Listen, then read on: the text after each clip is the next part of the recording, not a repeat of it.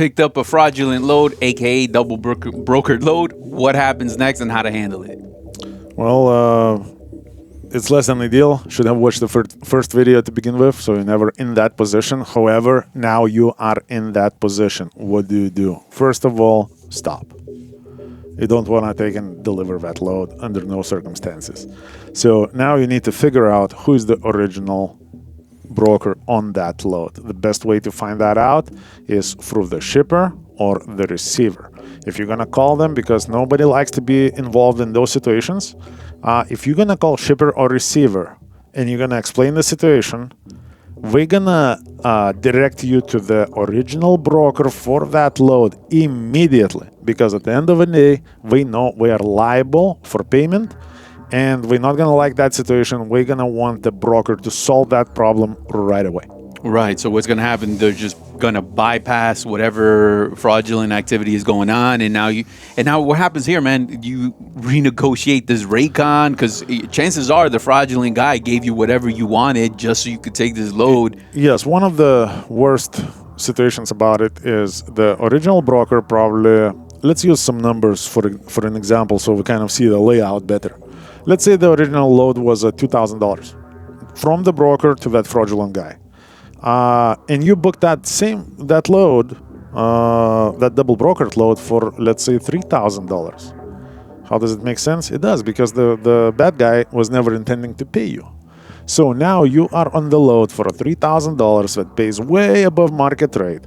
And the original broker is now going to try to tell you, tough luck, the original rate was only $2,000, so this is the best we can do. Sometimes we may even try to tell you that we already paid 50%. Yeah. And now we want you to finish it up for $1,000, and sometimes we may even threaten you. However, I'm not saying you have to become a bad guy just because you got caught up in a bad situation. However, we gotta negotiate with you, just like you have to negotiate with them. For the most part, in those situations, every time it happened to us, we were able to renegotiate the rate with a broker where it was acceptable to us and to the broker.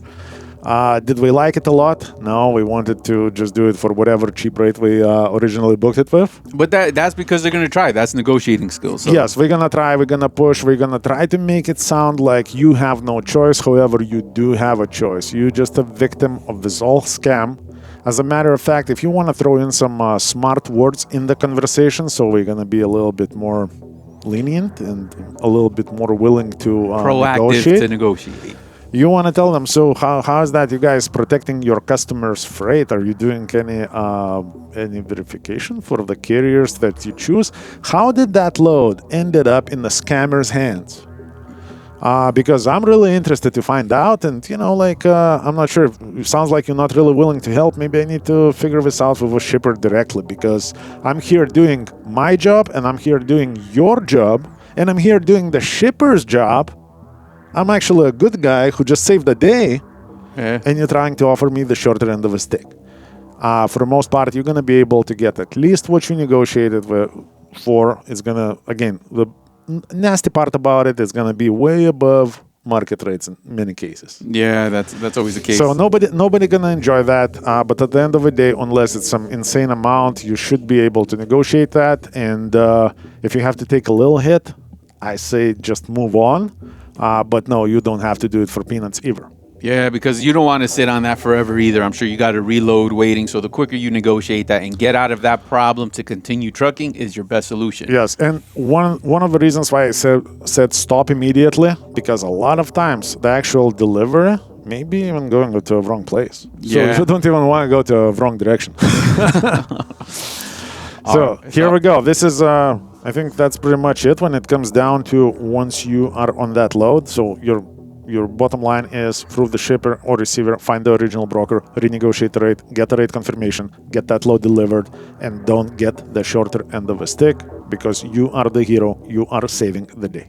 And I know what you're thinking. What if I actually already delivered that load and I'm watching this video a little bit too late? We have one coming up that'll tell you exactly what to do in a situation like that. So stay tuned. Part 3. Take care, guys.